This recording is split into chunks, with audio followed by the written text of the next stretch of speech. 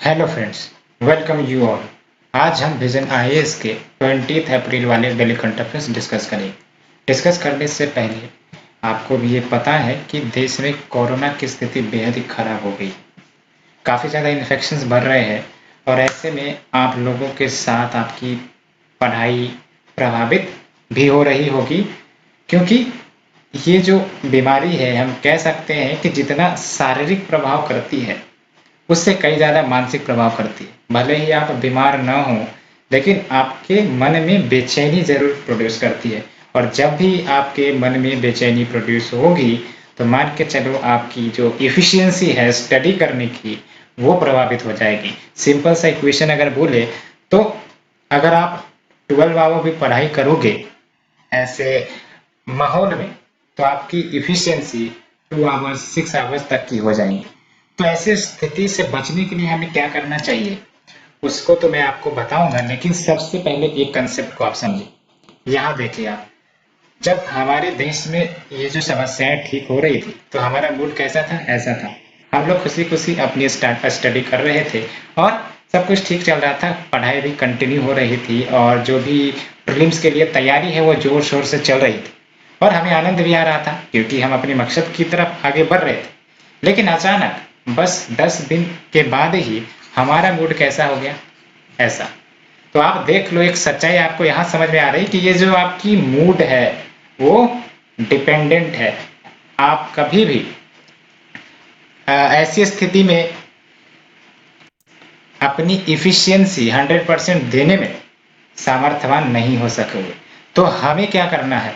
हमें ऐसी स्थिति से बचना है। ऐसी स्थिति से बचना है यानी कि हमें ऐसे ही रहने हैं, क्योंकि प्रिकॉशंस जो आप लोगे वो तो ले ही रहे हो। प्रिकॉशंस आपको मेंटल लेवल पर भी लेना है, वो ये कि हमने जो प्रिकॉशंस लेना है वो ले लिया, अब इससे ज़्यादा हम नहीं कर सकते।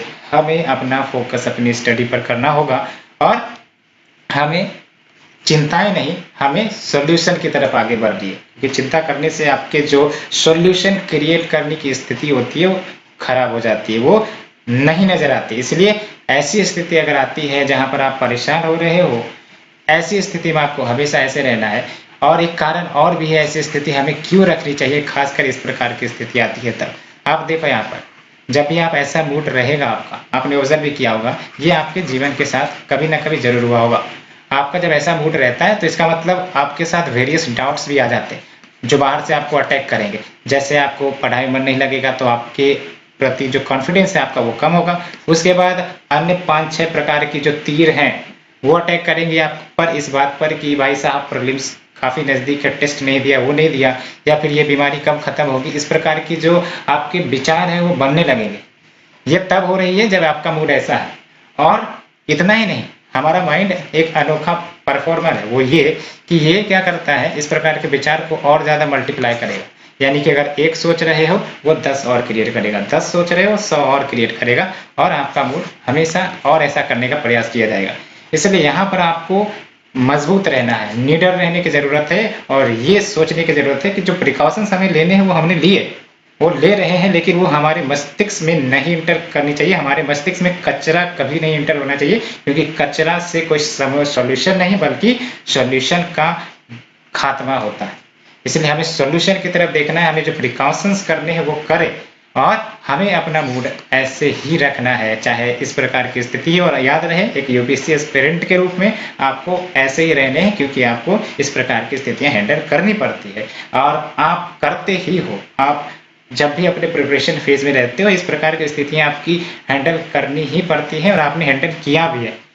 तो इससे घबराए नहीं, इसका आप सॉल्यूशन निकालें, और सॉल्यूशन यही रहेगा कि इसको आप ज़्यादा एक्सपेंड ना करें। जो नेगेटिव विचार अगर आती हैं इसको एक्सपेंड ना करें, परमुटेशन एंड कॉम्बिनेशन ना लगाएं। परमुटेशन एंड कॉम्बिनेशन लगाना है तो अच्छे विचारों पर लगाएं कि हाँ ऊपर वाला भी है कुछ जो ध्यान रखता है।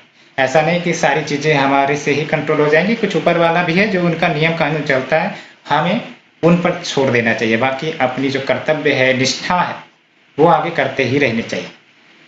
तो हो फ्रेंड्स, आपको ये आ गई होगी कि किस प्रकार से हमारा माइंड वर्क करता है। अगर हम पॉजिटिव रहते हैं, पॉजिटिव इन द सेंस हम अगर समस्याओं को समस्या ना समझकर उसको बेसिकली एक सॉल्यूशन के रूप में देखने का प्रयास करें तो वो चीजें आसान कर देंगी। आपको सोचने का भी जो आइडिया है वो आपका विकसित रहेगा। सबसे इंपॉर्टेंट बात, आपकी एफिशिएंसी में कोई प्रॉब्लम नहीं आएगी डिस्पाइट कि बाहर क्या चल रहा है। बाहर जाहिर सी बात है जो नंबर्स हैं वो डरावने वाले हैं, लेकिन उन नंबर्स पर आपको ध्यान नहीं देना है। आपको इस प्रकार के न्यूज से हटकर रहना, आपको अपनी किताब पर फिक्स रहना है। किताब पर फिक्स रहो, इन न्यूज पर नहीं। बाकी जो है ऊपर वाला देख लेगा, आपको उन पर भी कुछ भरोसा रखने की जरूरत होनी चाहिए। सो फ्रेंड्स, इसी के साथ let's move to the first article. Ministry of commerce and industry launches 945 crore startup India seed fund scheme. तो आप देख सकते हो ये जो 945 करोड़ की startup India seed fund scheme लाई है, इसके तहत क्या होगा। जाहिर सी बात है जो स्टार्टअप्स हैं उनको फाइनेंशियल असिस्टेंस दिया जाएगा कि इनको प्रमोट किया जा सके, इनको ग्रो करवाया जा सके। तो अगर हम ऑब्जेक्टिव की बात करें तो देख सकते हो it aims to provide financial assistance to the startup for the proof of concept, यानी कि जो स्टार्टअप्स अपने आइडियाज ये कंसेप्ट लेकर आती हैं उन पर बेसिकली सपोर्ट दिया जाएगा इस फंड की मदद से, as well as prototype development, product trials के लिए भी हेल्प की जाएगी। मार्केट एंट्री में जो कंस्ट्रेंट्स आती हैं, रुकावटें आती हैं, वो भी इस फंड से डील किया जाएगा, एज वेल एज उनके प्रोडक्ट्स को कमर्शियल लेवल पर प्रमोट किया जाएगा। और आप यहाँ देख सकते हो ये जो फंड है वो अप्रोक्स 3600 स्टार्टअप्स को सपोर्ट करेगा थ्रू 300 इंक्यूबेटर्स। इंक्यूबेटर्स मान के चलो कि ये सहायक बॉडी होती हैं जो ऐसे स्टार्टअप्स को डील करती है, हेल्प करती है ना। And will create a robust startup system particularly in tyre 2 and tyre 3 towns. तो टायर 2 और टायर 3 टाउन्स पर जो स्टार्टअप्स एस्टेब्लिश किए जाएंगे उन टाउन्स पर ये आपका SISF फोकस करेगा। एंड इसे अनाउंस किया गया था रिसेंटली, जो आपका प्रारंभ कैंपेन या समिट हुआ था, that is startup India international summit, वहां पर। एंड आप देख सकते हो 945 करोड़ ये 4 इयर्स के लिए बेसिकली लाए गए हैं। 4 साल तक इस 945 करोड़ को इस्तेमाल किया जाएगा for providing seed funding to the eligible startups. और कैसे, तो एलिजिबल इंक्यूबेटर्स के मदद से। और प्रेफरेंस उन स्टार्टअप्स को दिया जाएगा जो इनोवेटिव सॉल्यूशंस क्रिएट करेंगी in the sectors like social impact, waste management, financial inclusion, education, biotechnology, health care, इन सब को प्रेफरेंस दिया जाएगा ना। तो देख सकते हो सोशल इम्पैक्ट वाले स्टार्टअप्स को ज्यादा प्रायोरिटी देने की बात की जा रही है। As well as we have an experts advisory committee जो कंस्टिट्यूट की गई department for promotion of industry and international trade के द्वारा, and will be responsible for overall execution and monitoring of the scheme. And अन्य initiatives जो startup funding के हैं वो आप देख सकते हो। We have the national seed fund, और इसे अनाउंस किया गया था 2020-21 के बजट में to support the ideation and development of early stage startups. And we have the funds for startup. और फंड्स की बात करते थे, यानी कि there will be a bigger fund that will help the other fund to give credit या फिर loan या फिर असिस्टेंट टू द स्टार्टअप्स। इसी को हम कहते हैं फंड्स ऑफ फंड, है ना। तो fund of funds startups with a corpus of 10,000 rupees under the startup India scheme. And venture capital scheme भी चलाए जा रहे हैं। We have the multiplier grant scheme, we have the Mudra Yojana, जो स्टार्टअप्स को बेसिकली असिस्ट करने के लिए, उनको ग्रो करने के लिए मदद करती ही है। एंड अगर हम बात करें इस ग्राफ की, तो आपको इस ग्राफ के डिटेल में नहीं जाना है। आप यहाँ पे देखिए, सबसे पहली बात तो आपको ये पता होना चाहिए कि जब भी हम स्टार्टअप्स के फंडिंग की बात करते हैं तो we have the angel investors and venture capitalist investors. तो जो एंजल इन्वेस्टर्स होते हैं वो बेसिकली सीड कैपिटल में मदद करते हैं किसी भी स्टार्टअप्स को, सो दैट वो जो है फाइनेंशियल कंस्ट्रेंट जो स्टार्टअप झेल रहा है उस कंस्ट्रेंट्स को दूर किया जा सके। और जनरली ये जो आपके एंजल फंड्स होते हैं ये बेसिकली जो चाचा मामा ताऊ जो नेबर्स होते हैं या फिर जो जानकार व्यक्ति होते हैं या फिर हाई वर्थ नेट इंडिविजुअल्स होते हैं, वो सब होते हैं जिनका प्राइमरी एम बेसिकली एडमिनिस्ट्रेशन नहीं होता है, बेसिकली टू हेल्प कह सकते हो। इस प्रकार के लिए ये एंजल इन्वेस्टर्स इन्वेस्ट करते हैं। जबकि जो वेंचर कैपिटलिस्ट होते हैं इनका मेन ऑब्जेक्टिव होता है कि अगर हम इन्वेस्ट करें कंपनी में तो हम एडमिनिस्ट्रेशन भी करें, एज वेल एज हम कंपनी को कंट्रोल भी करें, रेगुलेट भी करें, प्रॉफिट मैक्सिमाइजेशन करने का प्रयास करें। तो ये जो दो डिफरेंस है एंजल इन्वेस्टर और कैपिटलिस्ट वेंचर कैपिटलिस्ट के बीच में, ये पता होना चाहिए। और बेसिकली आप ये देख लो, अगर स्टेटस की बात करें तो ये आपको याद रखना पड़ेगा, India is currently the third largest startup of ecosystem in the world. अच्छे से याद रखना, third largest startup ecosystem in the world with a close to 38 unicorns as of 2019 and with a collective valuation at around $130 billion। तो ये बातें हो गई, और बस लेट्स मूव की प्रीलिम्स के लिए क्या इंपॉर्टेंट है। प्रीलिम्स के लिए आपको पता होना चाहिए ये जो आपके स्टार्टअप सीड फंड स्कीम है, इनके बेसिक डिटेल्स पता होने चाहिए, एज वेल एज जो आपके ये जो मुद्रा योजना है और स्टार्टअप इंडिया स्कीम है, इन स्कीम्स के बारे में अच्छे से पता होना चाहिए। और ये जो डाटा है third largest startup ecosystem in the world, इनके बारे में पता होनी चाहिए। बाकी ये स्कीम कहीं ना कहीं जो डिटेल्स है वो आपके मेंस के लिए ज़्यादा इंपॉर्टेंट है। और हाँ, ये याद रखना है कि जो प्रारंभ समिट हुई थी बेसिकली स्टार्टअप से एसोसिएटेड है, तो इतना पता होनी चाहिए। And let's move to the next one. RBI sets up 6-member panel to review asset reconstruction companies working। और जब हम बात करते हैं एसेट रिकंस्ट्रक्शन कंपनीज की, तो इसका मतलब क्या हुआ, ये कोई फाइनेंशियल इंस्टीट्यूशन होंगे, यानी कि NBFCs हो सकते हैं। ये क्या करेंगी, ये जो डेप्टर्स है बैंक के, है ना, लेट से कि कोई आपका बैंक है, उसने किसी को बेसिकली लोन दिया था, काफ़ी लार्ज अमाउंट में लोन दिया था, बदले में वो डिफॉल्ट हो गया, वो लोन नहीं दे रहा है, तो जो एसेट्स हैं बैंकों के पास वो बैड एसेट हो गए। तो ये एसेट रिकंस्ट्रक्शन कंपनी बेसिकली उन बैड एसेट को कम दाम पर खरीदते हैं और अल्टीमेटली उनसे बेसिकली जो कॉस्ट है उससे बेसिकली उस कॉस्ट को रिकवर करने का प्रयास करते हैं।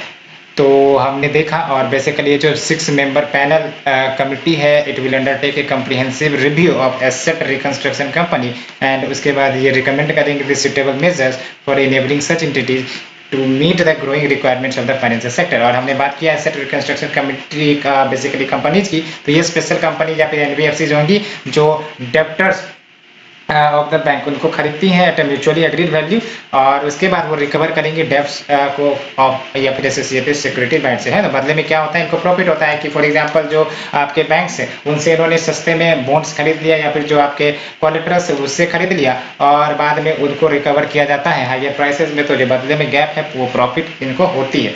तो ARC को इनकॉर्पोरेट किया गया है कंपनीज एक्ट के तहत and registered with RBI under the SARFAESI act 2002, और RBI रेगुलेट करती है ARCs को एज NBFC। याद रखना है, सेबी रेगुलेट नहीं करती है, RBI रेगुलेट करती है एसेट रिकंस्ट्रक्शन कंपनीज को।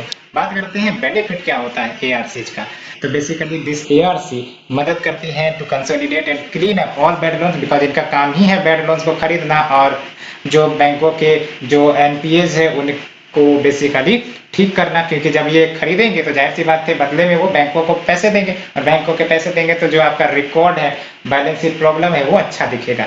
तो हम कह सकते हैं helps consolidate and clean up the bad loans of the banks under the single executive entity and also regular banking relations ये अफेक्ट नहीं होती हैं, क्योंकि बैंक्स के पास अपना क्लीनर बैलेंस शीट होता है, क्योंकि ये जो है मदद करती है लोन को बेसिकली रिकवर करवाने में। And do not have to deal with the problem clients, क्योंकि ये अब प्रॉब्लम किसकी हो गई, एसेट रिकंस्ट्रक्शन कंपनीज की। And it will help in boosting the entrepreneur's confidence and gives other options than filing bankruptcy or insolvency in the times of the stress। और आप देख सकते हो यूनियन बजट 2021-22 इन्होंने नए ARC या फिर बैड बैंक को स्टैब्लिश करने की बात कही थी to consolidate and take over the existing bad loan.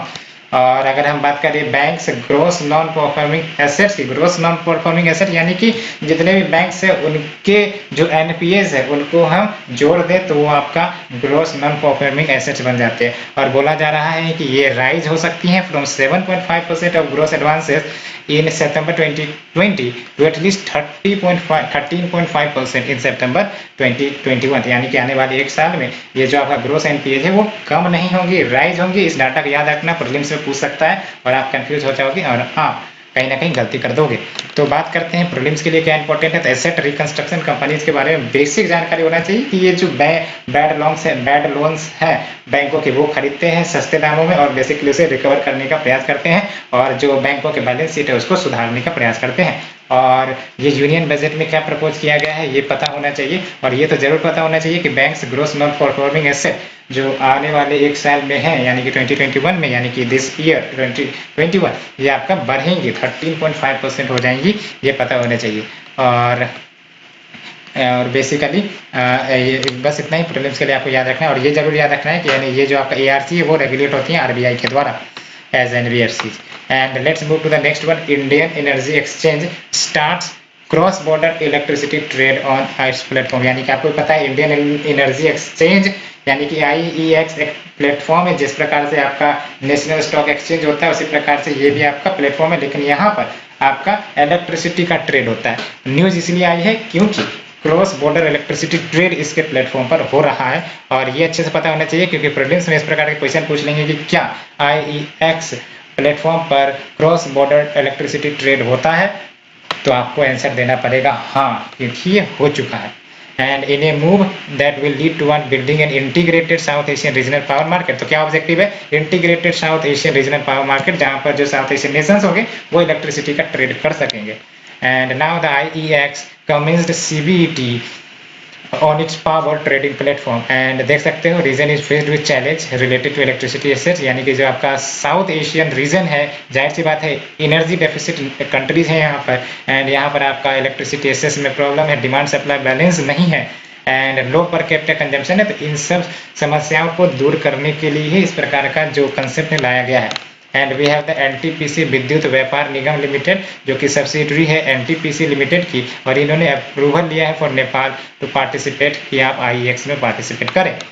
और 2019 में सेंट्रल इलेक्ट्रिसिटी रेगुलेटरी बोर्ड इन्होंने अप्रूवल दे दिया था इस नए रेगुलेशंस ऑफ CBET के, making the electricity trade to neighbouring countries more seamless. तो आपको पता है यही रहने चाहिए प्रीलिम्स के लिए कि इलेक्ट्रिसिटी ट्रेड जो IEX प्लेटफॉर्म पर है to the cross border nations ये पॉसिबल है। और currently CBET stands at about 18 billion units conducted through medium and long term bilateral contracts। और इंडिया देख सकते हैं इंपोर्ट करता है 8.7 BU from Bhutan and exports 2.7 BU and 7 BU to Nepal and Bangladesh respectively. तो ये आप देख सकते हो।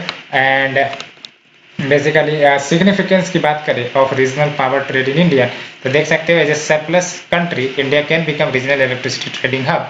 जाहिर सी बात है अगर भारत, आपको ही पता है फिलहाल तो सरप्लस एनर्जी प्रोड्यूस करता है, और अगर ये सरप्लस एनर्जी प्रोड्यूस करता है और अगर इसे जो नेबरिंग कंट्रीज है वहां पर सेल किए जाएंगे तो कहीं ना कहीं रीजनल इलेक्ट्रिसिटी ट्रेडिंग हब के रूप में इंडिया उभर सकता है for catering to the growing demand in the region. And India की देख सकते हो आप जनरेशन कैपेसिटी 382 गीगावाट है एंड पीक डिमांड आप देख सकते हो 185 गीगावाट है। देख सकते हो जनरेशन कैपेसिटी कितना है 382 गीगावाट, और हम लोग प्रोड्यूस क्या कर रहे हैं, डिमांड क्या है 185 गीगावाट। तो जाहिर सी बात है इंडिया फिलहाल तो सरप्लस में है, और सरप्लस में है तो भारत जो है वो इलेक्ट्रिसिटी को ट्रेड कर सकता है, रेवेन्यू अर्न कर सकता है, साथ ही साथ जो energy crisis south Asia region में है उसको भी मदद कर सकता है सॉर्ट आउट करने में। It will allow grid flexibility to manage intermittent of green energy sources and it will open up new markets for Indian power producers। तो जो आपके साउथ एशियन कंट्रीज होंगे जैसे नेपाल हो गए, म्यांमार हो गए, ये सब खरीद सकते हैं और अल्टीमेटली जो इंडियन प्रोड्यूसर्स है इलेक्ट्रिसिटी प्रोड्यूसर्स उनको भी बेनिफिट हो सकता है। एंड अगर बात करें IEX प्लेटफॉर्म की, तो ये first and largest energy exchange है इंडिया में, यानी कि यहाँ पर एनर्जी का एक्सचेंज होता है, खरीद बिक्री होती है। And it provide nation wide automated trading platform for physical delivery of electricity as well as renewable energy certificate प्रदान करता है, as well as energy saving certificate. Energy saving certificate यानी कि बेसिकली कि अगर आपने एक सर्टेन लिमिट से कम बेसिकली खर्च किया है इलेक्ट्रिसिटी को एंड आपने सेविंग की है तो वो सर्टिफिकेट इश्यू की जाती है। इट इज सिमिलर लाइक जो आपका कार्बन ट्रेडिंग सर्टिफिकेट होता है उस प्रकार से। And IEX is public listed companies with NSE and BSE और national stock exchange and Bombay stock exchange. और IEX is approved and regulated by central electricity regulatory board commission. ये जरूर याद रखना है ना, ये सेबी और आपका RBI के द्वारा नहीं बल्कि सेंट्रल इलेक्ट्रिसिटी रेगुलेटरी कमीशन के द्वारा इसे रेगुलेट किया जाता है। तो प्रीलिम्स के लिए यस, यहाँ से आपको कुछ इंपॉर्टेंट डाटा याद रखनी है। सबसे पहली बात तो ये कि cross border basically trading electricity का हो सकता है IEX प्लेटफॉर्म पर। और दूसरा इंपॉर्टेंट बात ये याद रखना है कि इंडिया अगर हम इलेक्ट्रिसिटी पोटेंशियल जनरेशन कैपेसिटी की बात करें as compare to its peak demand, उससे ज़्यादा एनर्जी प्रोड्यूस करता है। तीसरा इंपॉर्टेंट बात क्या याद रखना है आपको, IEX के बारे में पता होना चाहिए कि ये क्या है। तो first and large energy exchange in India and ये nation wide automated trading platform प्रदान करता है फिजिकल डिलीवरी ऑफ इलेक्ट्रिसिटी का, renewable energy certificates and energy saving certificate. और ये जरूर याद रखना है कि it is public listed company and ये रेगुलेट की जाती है सेंट्रल इलेक्ट्रिसिटी रेगुलेटरी कमीशन के द्वारा। इसे तो आपको 120% याद रखने की जरूरत है। So let's move to the next one. NASA's Ingenuity Mars helicopter succeeds in historic first flight. आपको ही पता है नासा ने जो आपका परसिवरेंस मिशन मार्स के ऊपर भेजा था उसमें बेसिकली हेलीकॉप्टर भी भेजा था, जिसके तहत वो जो है फ्लाइट यानी कि उड़ान भरकर वो डिफरेंट लोकेशंस पर जा सकता है। तो पहली बार ये जो इंजेनिटी मार्स हेलीकॉप्टर है उन्होंने सक्सेसफुली मार्स की सरजमी पर फ्लाइट कंडक्ट कर लिया है। तो ये बेसिकली सोलर पावर्ड हेलीकॉप्टर है, जाहिर सी बात है वहाँ बिजली तो पैदा करता नहीं है ये। तो solar powered helicopter become the first aircraft to make a powered controlled flight on the another planet. तो आप देख सकते हो कितनी बड़ी अचीवमेंट है अगर हम स्पेस या फिर प्लेनेटरी एक्सप्लोरेशन की दिशा में देखें। एंड फ्लाइट वाज डिफिकल्ट क्योंकि मार्स इंसिग्निफिकेंटली लोअर ग्रेविटी है, इसको अच्छे से पता होना चाहिए। अर्थ के कंपैरिजन में मार्स की ग्रेविटी कम है, देख सकते हो 1/3 that of Earth gravity. And दूसरी इंपॉर्टेंट बात, एटमॉस्फेयर भी मार्स का थिन है, ये आपको पता होना चाहिए। दो इंपॉर्टेंट बात, थिन एटमॉस्फेयर, दूसरा इंपॉर्टेंट बात significantly lower gravity as compare to the Earth. And अगर बात करें इंजेनिटी तो it was carried by the NASA Perseverance rover, मैंने आपको बताया था। एंड इसकी मदद से वही होगी कि जो सैंपल्स है उसे कलेक्ट किए जाएंगे from the locations where the rover can not reach. और रोवर आपको ही पता है वो जो 6 पहियों का वाहन होता है जो जमीन पर चलता है और बेसिकली अपने एक्सपेरिमेंट्स कंडक्ट करता है, लेकिन वो उड़ नहीं सकता, इसलिए उड़ाने के लिए आपका इंजेनिटी का कंसेप्ट लाया गया था। एंड ये डिफरेंट लोकेशन से सैंपल्स को कलेक्ट करने में मददगार साबित होगा। एंड देख सकते हो परसिवरेंस की अगर ऑब्जेक्टिव देखें तो it will study the science of ancient life, collect the samples that might be sent back to the earth during the future missions, and it will also test new technology जो benefit करेंगी future robotic और human missions को Mars के ऊपर ले जाने में। बात करें सिग्निफिकेंस ऑफ मार्स की तो सर्च फॉर लाइफ, ये तो बहुत बड़ा सिग्निफिकेंस है, सब ढूंढ रहे हैं ले देकर कि मार्स में जीवन है या नहीं है, या था या नहीं था, इस प्रकार की जो क्वेश्चन है उसको सॉर्ट आउट करने का प्रयास किया जा रहा है। एंड एविडेंस सजेस्ट कि मार्स वाज वंस, तो एविडेंस तो अब ये निकल कर आ रही कि एक समय था जब मार्स फुल ऑफ वाटर था, वार्मर था and has a thicker atmosphere and offering a habitable environment. And Mars is the only planet जो ह्यूमंस कैन विजिट और inhabit in the long term. फिलहाल तो अभी यही मार्स ही सहारा है। और वेनस एंड मरकरी आपको ही पता है इतना ज़्यादा नज़दीक है सन के लिए के पास कि वहाँ पर वैसे भी जीवन तो संभव नहीं है, खासकर इंसानों की। And all planets in outer solar system starting with Jupiter are made of gas और वेरी कोल्ड। तो देख सकते हो आपके जुपिटर कह लो या जुपिटर के बाद वाले प्लैनेट पे इतना ज़्यादा कोल्ड है और गैसियस है कि वहाँ पर वैसे भी ह्यूमन सर्वाइव नहीं करेंगे। और दूसरा मार्स अर्थ के आप अगर लेफ्ट साइड वाले प्लैनेट देख लो, यानी कि जो आपके मरकरी वेनस है, ये इतने ज़्यादा हॉट हैं और एटमॉस्फेयर भी इनकी कहीं ना कहीं वीक है, तो यहाँ पर भी लाइफ संभव नहीं है। तो लाइफ संभव होने का या फिर लाइफ अगर ह्यूमंस को कहीं जाना है, विजिट करना है और इनहेबिट करना है तो मार्स एक ऑप्शन दिखता है। And other missions on Mars तो याद रखना है आपको अच्छे से, मंगलयान इंडिया की तरफ से, होप मिशन यूएई की तरफ से जो रिसेंटली लॉन्च की गई है, तियानबिन 1 याद रखना है ना, तियानबिन 1। और चंगाई 5 मिशन आपको पता होने चाहिए मून के लिए है ना। चंगाई 5 मिशन ये मून के लिए है, चाइना ने लॉन्च किया था। तियानबिन 1 जो है चाइना ने लॉन्च किया है, लेकिन ये मार्स के लिए। And we the Mars Express and ExoMars trace gas orbiter, ये यूरोपियन स्पेस एजेंसी का। And Mars Reconnaissance Orbiter, Mars Odyssey, मेबेन, क्यूरियोसिटी रोवर, ये सब नासा का। तो ये हमने देखा, ये प्रॉब्लम्स के लिए ज़्यादा इंपॉर्टेंट है और हाँ मेंस के लिए सिग्निफिकेंस पता होना चाहिए। और बेसिकली ये जो आपके मिशन से प्रॉब्लम्स के लिए पता होने चाहिए कि किसका मिशन है, और ये परसिवरेंस और होप और तियानबिन 1 ये अच्छे से पता होने चाहिए क्योंकि ये काफ़ी ज़्यादा न्यूज में अभी चल रही है। And we have the next one, India and Germany science agreement on cities combating the plastic entering the marine environment. तो ये एग्रीमेंट साइन हुई है इंडिया और जर्मनी के बीच में। प्रीलिम्स में आपको यही याद रखना है कि recently the agreement on cities combating plastic entering the marine environment was sign between India and Russia, India and Pakistan, India and Sri Lanka, India and US. तो आपको क्या याद रखना है, अच्छा सॉरी इंडिया एंड जर्मनी तो दिया नहीं, तो इंडिया एंड जर्मनी आपके आंसर्स हो जाएंगे। एंड क्या प्रोजेक्ट का एम है, तो basically to enhance the practices to prevent plastic entering the marine environment. And इसको अंडरटेक किया जाएगा कानपुर में, कोची में, पोर्ट ब्लेयर में, और ये 3 सालों के लिए ऑपरेशन चलाई जाएंगी, यानी 3.5 ईयर्स कह सकते हो। And it is line with Swachh Bharat mission urban focusing on sustainable solid waste management, और जो पीएम का विजन है to phase out single use plastic by 2022, इस ऑब्जेक्टिव पर भी काम होगा। And according to the UNEP report, तो देख सकते हो इंडिया ने 0.6 tonne of plastic wash oceans में एनुअली डंप करता है, and rank 12 among the top 20 countries जो रेस्पॉन्सिबल है मेराइन पॉल्यूशन के लिए। और 50 से 20% of all plastics are entering into oceans via riverine ecosystem. तो रिवराइन इकोसिस्टम यानी कि रिवर्स के माध्यम से जो आपके पॉल्यूटेंट्स है वो सीज या ओशियंस में जा रहे हैं और पॉल्यूट कर रहे हैं। और Ganga and Brahmaputra among the 10 river जो रिस्पॉन्सिबल है for the discharge of 90% of the plastic pollution in the ocean. इसको अच्छे से पता होना चाहिए कि गंगा और Brahmaputra among the top 10 river जो रिस्पॉन्सिबल है 90% of the plastic pollution in the ocean. और अगर बात करें इम्पैक्ट ऑफ मेराइन पॉल्यूशन, तो वही बात है ट्रूटेंस द इकोसिस्टम। तो कैसे? तो destruction of flora and fauna के कारण, और फ्लोरा यानी कि जो आपके फ्लावरिंग स्पीसीज होते हैं, फौना यानी कि जो एनिमल स्पीसीज एनिमल किंगडम होते हैं उनको कहते हैं ना।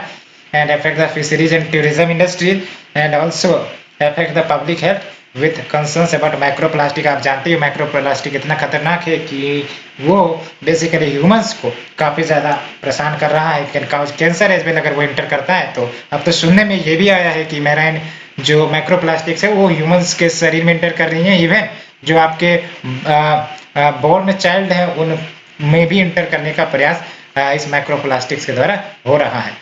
And it risk the particles entering food chain.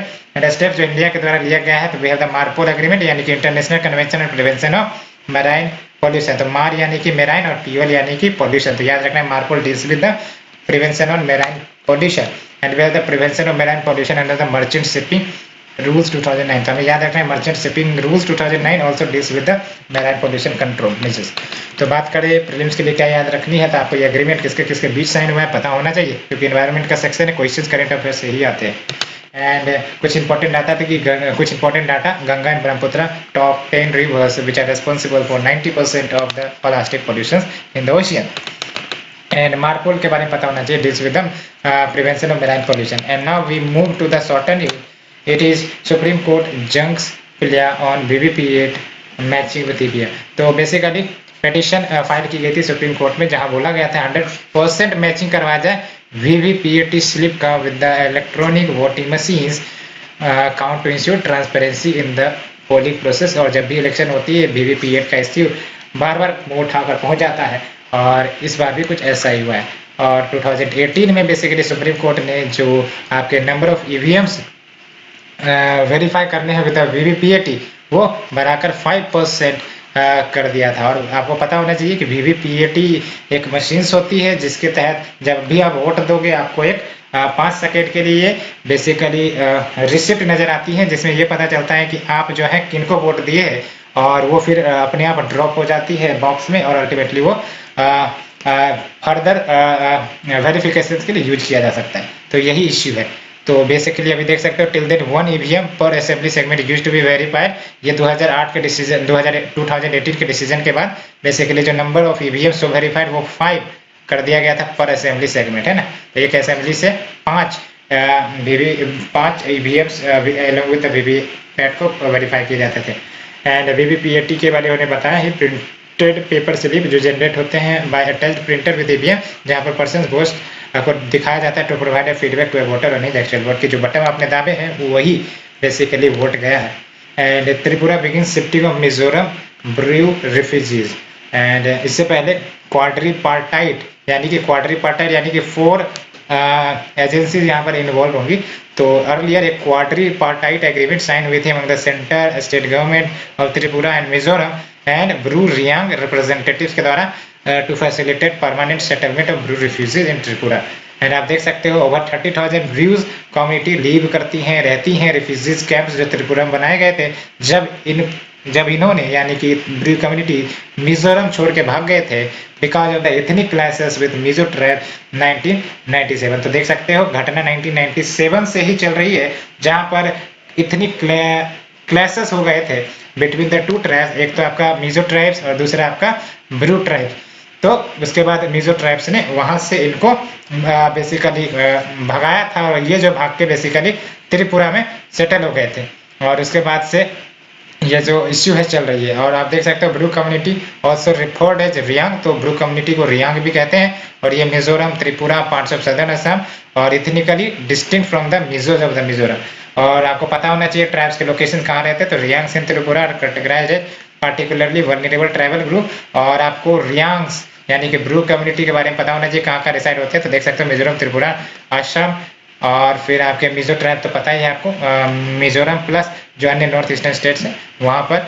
और रियांग्स बेसिकली त्रिपुरा में पीबीटीजीज ग्रुप में शामिल है। और पीबीटीजीज का मतलब ये हुआ कि among the scheduled tribes this PBTGs are so backward than the existing tribe.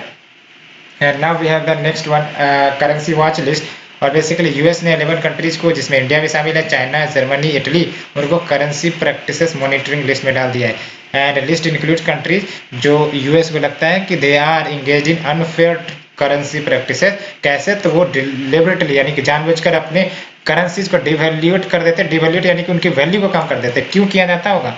So that export बढ़ाया जा सके डोमेस्टिक फॉर्म्स का, डोमेस्टिक इकोनॉमी का। और जब एक्सपोर्ट बढ़ेगा तो फॉरेन एक्सचेंज बढ़ेगी, जो आपके इनकम से वो बढ़ सकेंगे, इसलिए आरोप लगाया जाता है। और चाइना तो खुलेआम बेसिकली कह सकते हैं कि डिवैल्यूएशन करता है, लेकिन वो पता लगने नहीं देता है, सो दैट उनका प्रोडक्ट एक्सपोर्ट किया जा सके ज़्यादा से ज़्यादा। And devaluation definitely reduce the cost of export from country and artificially show a reduction in trade deficit as a result, है ना। Designation does not immediately attract any penalty. देख सकते हो अगर इस लिस्ट में डाल भी दिया गया है तो कोई पेनल्टीज तो लगने वाली नहीं है, but tend to dent confidence about a country in the global financial market. And we have the RBI decided not to activate counter cyclical capital buffer.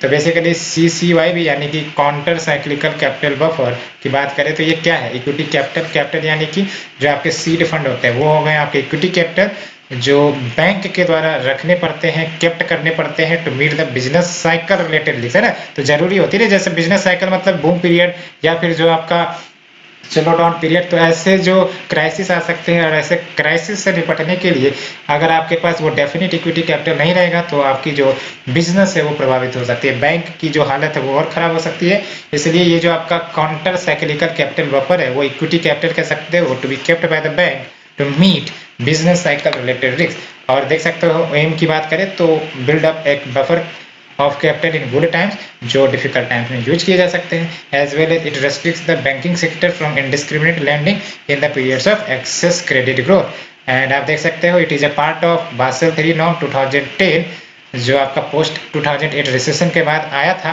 क्योंकि 2008 आपको भी बताया great recession period as a part of creating more resilient bank and banking system.